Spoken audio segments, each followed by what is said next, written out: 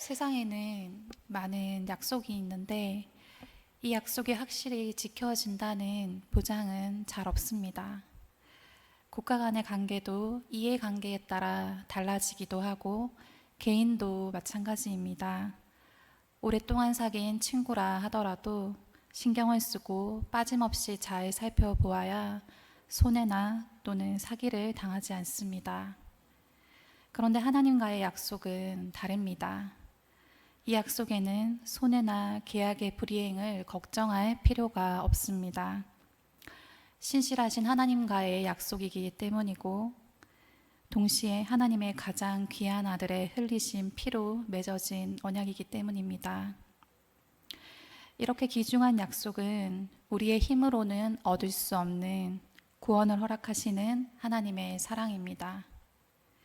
본문은 하늘의 대제사장이신 예수님께서 우리의 새 언약이 되셨다는 것을 선포하고 있습니다.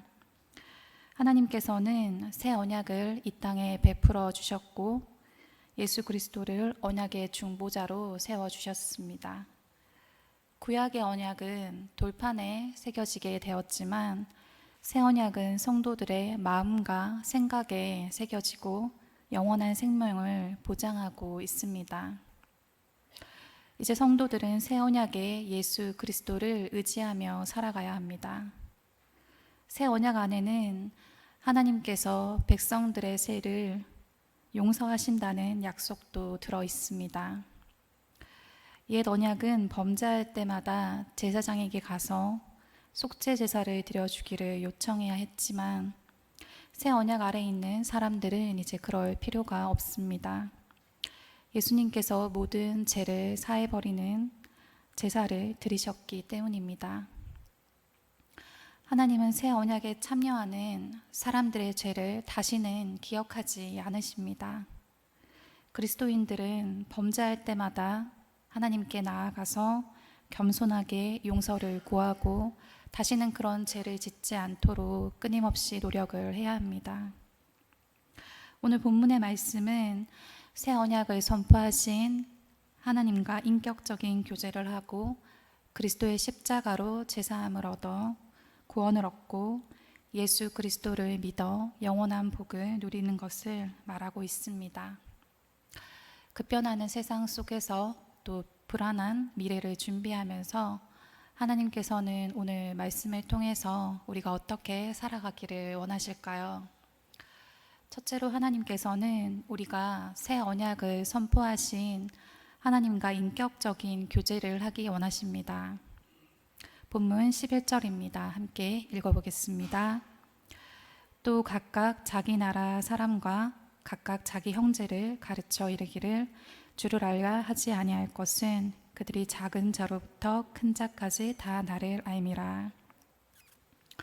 하나님께서 선포하신 언약은 이스라엘 백성들은 지키지 못했습니다. 언약의 잘못이 아니라 백성들의 연약함 때문에 하나님의 언약이 지켜지지 못했던 것입니다.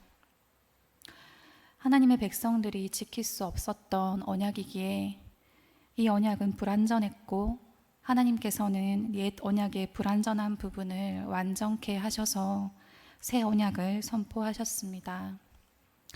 11절을 보면 그들이 작은 자로부터 큰 자까지 다 나를 알미라 라고 하였습니다.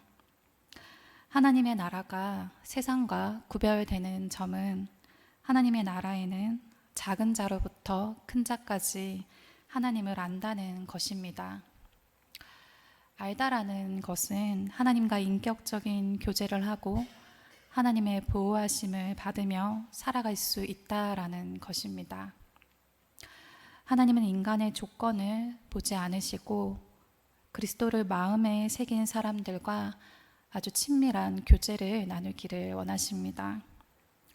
손익을 따지고 교제할 사람을 선택하고 또 좋아하는 사람들과만 시간을 보내는 세상과는 다릅니다. 하나님은 조건을 가지고 차별하지 않으시고 아이와 어른, 남자와 여자, 부자와 가난한 자 모두가 동일하게 하나님과 깊은 교제를 나눌 수 있습니다. 모두가 똑같이 하나님의 자녀로 사랑을 받고 또 보호하심을 받을 수 있는 것이 하나님께서 꿈꾸시고 실현시키실 나라입니다. 하나님께서 원치 않는 차별은 교회에도 있을 것입니다. 성도와 성도 간에 마음의 벽이 있고 비방하고 괴롭히고 또 차별하는 이들도 있을 것입니다. 그러나 하나님의 나라에는 차별이 존재하지 않습니다. 이 땅의 교회들이 하나님께서 기뻐하시는 모습으로 변화될 수 있도록 기도해야 될 것입니다.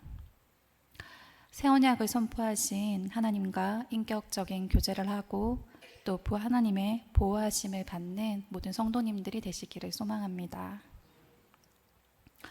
무디가 하루는 서재에 앉아 글을 쓰고 있었습니다. 그때 5살이 된 아들이 찾아왔습니다. 무디는 아들이 방해하지 않기를 바라는 마음에 무엇을 원하니 얘야 하고 물었습니다. 그런데 아들은 이렇게 대답을 했습니다. 아무것도 원하지 않아요. 아빠와 함께 있고 싶어서 들어왔어요 라고 말을 했습니다. 그리고는 조용히 앉아서 놀기 시작했다고 합니다. 아들은 이렇게 아버지와의 교제만을 원했던 것입니다. 우리도 하나님과의 교제를 사모하는 마음이 필요할 것 같습니다. 둘째로 하나님께서는 우리가 새 언약이 이루어진 그리스도의 십자가로 제사함을 받고 구원을 얻기를 원하십니다. 본문 12절입니다. 함께 읽어보겠습니다. 내가 그들의 불의를 긍휼히 여기고 그들의 죄를 다시 기억하지 아니하리라 하셨느니라.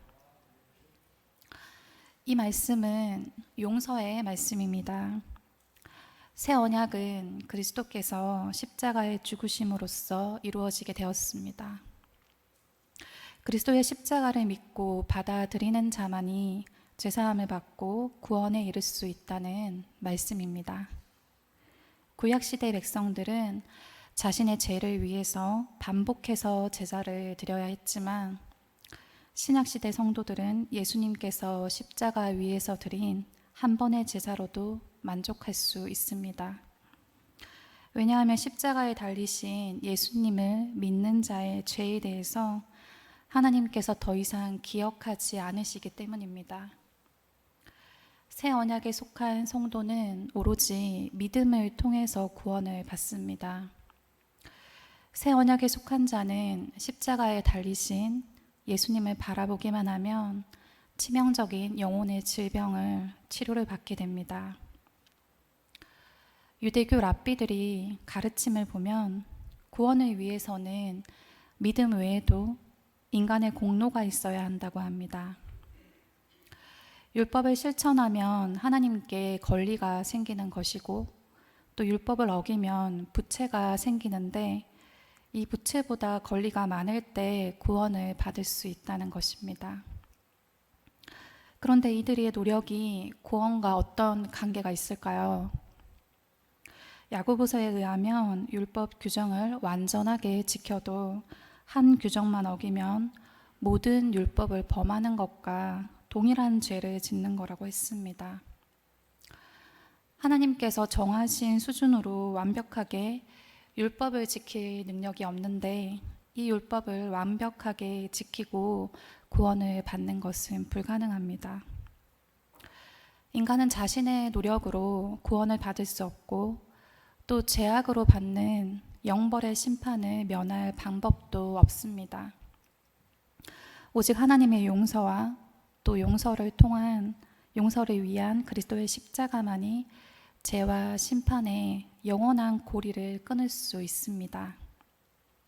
오직 그리스도의 십자가로 제사함을 받아 구원을 얻는 모든 성도님들이 되시기를 소망합니다. 죄는 생명과 직접적인 연관이 있습니다.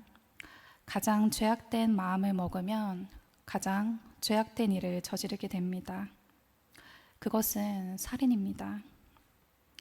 아담의 이야기로 가보면 죄가 들어옴으로 또 영생하지 못하고 인간은 죽음을 맞이하게 되었습니다.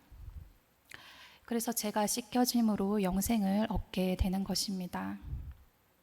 죄는 사망을 부르고 속죄는 생명을 부릅니다. 예수 그리스도께서 십자가에서 흘리신 대속의 보혈을 믿고 또 죄씻김을 받으면 우리는 영생을 얻게 됩니다. 셋째로 하나님께서는 새 언약에 속한 우리가 예수 그리스도를 믿어 영원한 복을 누리기를 원하십니다. 본문 13절입니다. 함께 읽어보겠습니다. 새 언약이라 말씀하셨음에 첫 것은 낡아지게 하신 것이니 낡아지고 새하는 것은 없어져 가는 것이니라. 아멘. 여기서 첫 것이란 옛 언약을 가리키고 있습니다. 새 언약이 세워진 지금 옛 언약은 낡고 새하고 장차 없어질 것이니 이것을 붙잡지 말고 영원한 새 언약을 붙잡으라고 권면하고 있습니다. 미래에 대한 말씀이기도 합니다. 옛 언약은 첫 창조 때의 하늘과 땅을 상징하고 또 새 언약은 장차 열릴 새 하늘과 새 땅을 의미하고 있습니다. 우리는 새 언약에 속한 하나님의 백성입니다.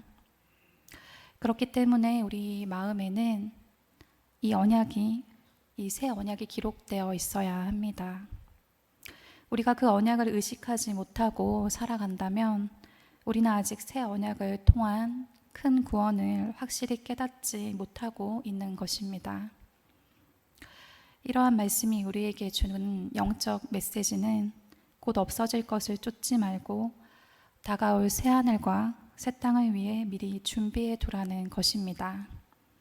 그런데 영적인 눈이 닫힌 세상 사람들은 이런 메시지를 전혀 알아듣지 못하고 있습니다.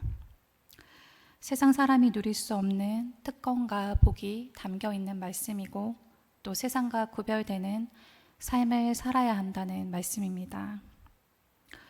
세상 사람들은 미래를 위해서 온 신경을 쓰고 또 이 땅에서 누릴 노후를 위해서 준비를 하고 있습니다.